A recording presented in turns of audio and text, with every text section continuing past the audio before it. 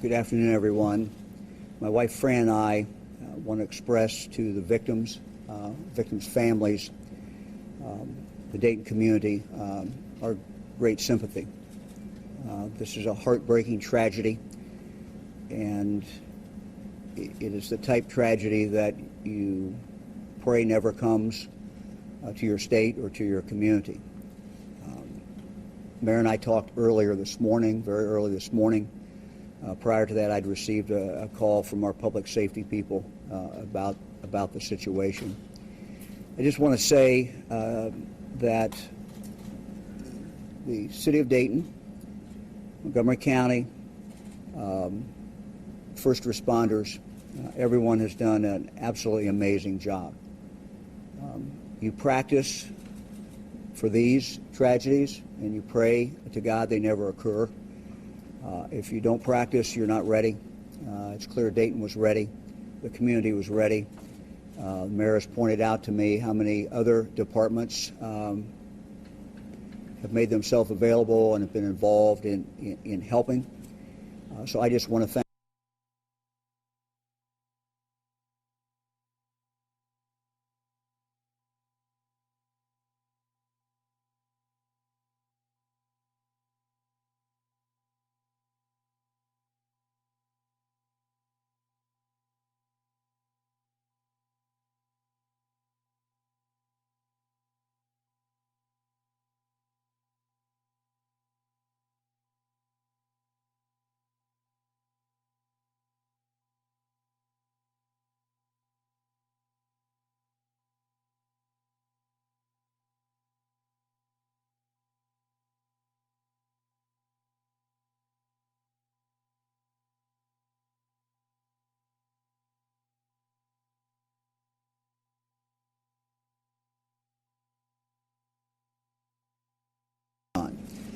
the mayor and I have been in contact throughout the morning. We'll continue to be in contact. I've made it clear to her that any resources that we have in the state certainly is available from our mental health specialists, and our highway patrol, of course, has been involved as well. But again, my hat's off to the city of Dayton, to the police department, and to the first responders. Thanks, Mayor. Thank you, Governor. Thank you so much. Certainly appreciate the governor's help, Ohio State Patrol as well, who have been terrific as we've gone through a number of these issues over the past summer. The governor has always been one to quickly call, quickly check in, and then be here when we're dealing with these issues. So certainly appreciate your personal leadership. We have some updates from police, and so I'm going to turn it over to Deputy Chief Carver. Thank you, Mayor. First thing I'd like to do is go ahead and confirm the identity or release the identity of the shooter. The shooter in this incident is Connor Betts, C-O-N-N-O-R-B-E-T-T-S, white male, 24, date of birth 10/28/94. And I would ask, it's our understanding that that some images of the suspect have been posted by media, and some of those are not correct. So please make sure that you have the correct photograph or image of the suspect when you report that. And secondly, there's I believe some of the media has the wrong Facebook posting on their website. So if you would, please make sure that you have the correct ones, so we're identifying the proper person and the proper person's image. With that, we will have additional information at 4 o'clock. We originally thought it'd be about a 3 o'clock briefing for a more comprehensive view of what happened and what the response was. That's going to be at 4 o'clock right here at this location. So we will give you additional information on the suspect and actually what transpired. At this time, I'll give you the names and demographics of the 9 people who were killed. And the first one is Lois Oglesby, O-G-L-E-S-B-Y, black female, 27. The second one is Megan Betts, B-E-T-T-S, white female 22. Saeed Saleh, S-A-L-E-H, black male 38. Derek Fudge, black male 57. Logan Turner, white male 30. Nicholas Coomer, C-U-M-M-E-R, white male 25. Thomas McNichols, M-C-N-I-C-H-O-L-S, black male 25. Beatrice Warren Curtis, black female 36. And Monica Brickhouse, black female 39. Those are the 9 names of the individuals who were killed overnight. With that, I'll turn it back over to the mayor.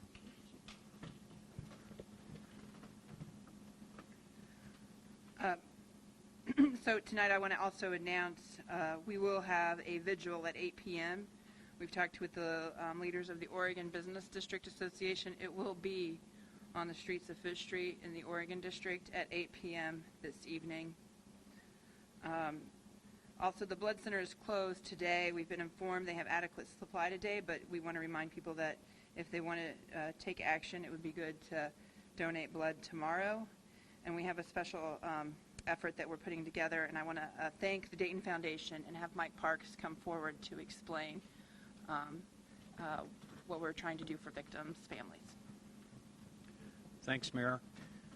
First, our thoughts and prayers are with the families and the victims.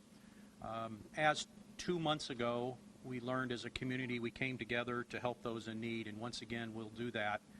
And as we speak, a fund is being established called the Dayton Oregon District Tragedy Fund at the Dayton Foundation. That'll be up and going later this afternoon for those that would like to help. And if you'd like to help your neighbors and friends, there'll be a way to do that and to assist those that have been impacted. Thank you, Mike. I think what's most amazing about our community is once people woke up this morning as early as 5 a.m., 6 a.m., 7 a.m., folks and leaders from across the community called or reached out and said, what can I do? And then others we called, and they immediately stepped in. And I want to really appreciate the Dayton Foundation for doing this quickly, as we know that there will be people that weren't prepared, obviously, for such a tragic event in their families. All right. With that, I'll open it up for question. Mike Campbell. Can you tell us whether the best woman that died is related to sister, aunt, whatever, of the suspect? Yes, that's the sister of the suspect. Was she found in a different location from your other shooting victims? All 9 shooting victims were located in the Oregon District on or around Fifth Street. Is there another crime scene in a different area related to this? As I said earlier, the investigation leads us in different directions. So obviously we look at vehicles, we look at houses, and yes, we did conduct a search warrant earlier today. Can you please say and spell one more time the names of the 9 people? And we will put this on our site as well. So how about we do that? Maybe Is that that'd be okay? best. I think that'll be best. We'll put that up.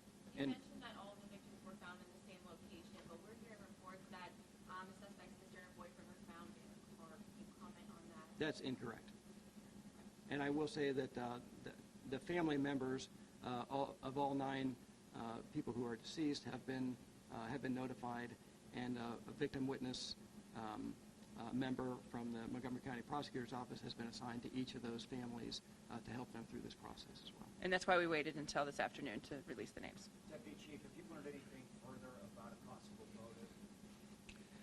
We will address that at 4 o'clock as best we can. We will be able to provide much more information on the actual incident itself at 4 o'clock. Suspect is in Belbrook, is that correct? The address that we where he was staying and where we conducted a search warrant earlier today was in Belbrook. That is correct. I want to ask the governor, actually, because, being former Greene County prosecutor, the suspect being from your own backyard, what are your thoughts on that? Well, all the victims are from our own backyard, too. And so, this is just an immense tragedy. No matter where the victims are from, they're victims, and our heart goes out to the families. But this is a Miami Valley tragedy. Can you comment on the suspect's clothing?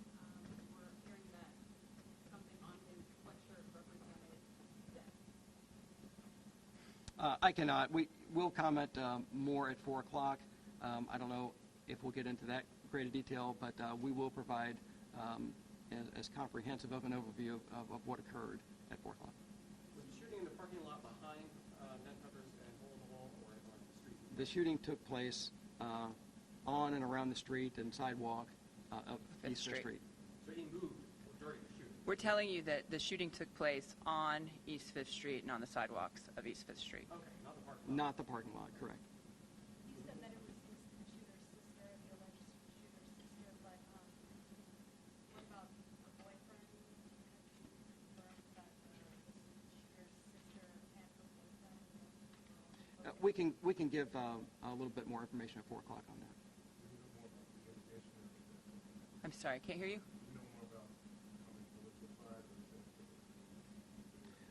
We'll try to get you a general idea of that at 4 o'clock.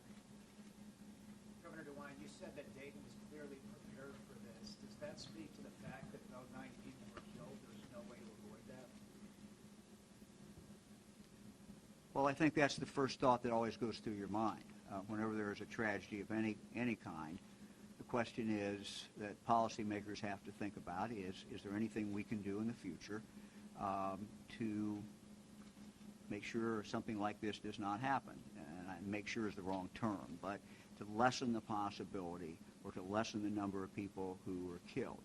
These mass shootings, if you go back, and I don't pretend to be an expert, but they're all alike and they're all different in that sense. And so sometimes you get different lessons from each one of them. I don't think today is the day to try to draw the lessons because, frankly, we don't have all the facts, and there's going to be ample time for all of us to talk about what we learned from this tragedy. But again, without all the facts, I would just tell people just wait till you get all the facts, and then we can start having those discussions. In fairness, I think the mayor said that this is the 250th mass shooting this year. It's the 216th day of the year. That's more than one a day right now at this pace. At what point has enough time expired before you can act before the next one? Well, you've asked, well, in all due respect, you've asked several questions at the same time. Let me just say that there will be ample time for us to discuss the lessons learned from what happened today. But let's first get the facts and get all the facts out, and there'll be time to have those discussions. Each one of us who is in public office has an obligation to take what facts that occur, to take tragedies, whether it's a natural disaster, whether it's the disaster of a mass shooting such as this, whatever it is, and try to come up with the lessons learned. Just a question for I'm wondering if any of the victims you physically believe were targeted specifically, and the sister or the boyfriend believe specifically sought them out in any way, or any of the other 8? We will we'll address that best we can at 4 o'clock. I will say this, due to the very short timeline of violence, it's hard to imagine that there was much discrimination in the shooting. It happened in a very short period of time. Will that be something that you'll continue to investigate in hate crime? Absolutely. We're always looking at what could have motivated such a horrific action as this. And like I said this morning, we're interviewing dozens of people and going through a lot of different electronic evidence, other evidence, to try to determine that. We don't have that answer yet. This is the first day. This is this is going to be a lengthy investigation. So we'll do our best to get the information to you. But speculating at this point would be premature. The shooter's family cooperative with this man? I won't address that.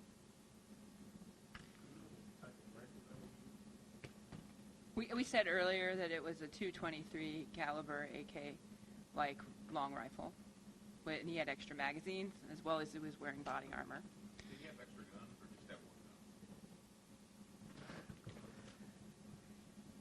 gun? We can get you more specifics at 4 o'clock. Yeah, 4 o'clock. I bet we'll see you all at 4 o'clock. I want to recognize some people that are here. The coroner's office has been in great partnership. Obviously, the coroner has been in autopsy all day, so Eric Blaine is here. State Representative Phil Plummer is here. I see State Auditor David Yost is here. And my dear friend, and I don't think I'd get through anything without Mayor of Kettering, Don Patterson. Okay, we'll see you in a few hours. Oh, we'll see you at 3 o'clock. We're going to have a press conference at 3 and a press conference at 4, because I know how much you guys love press conferences. Thank you.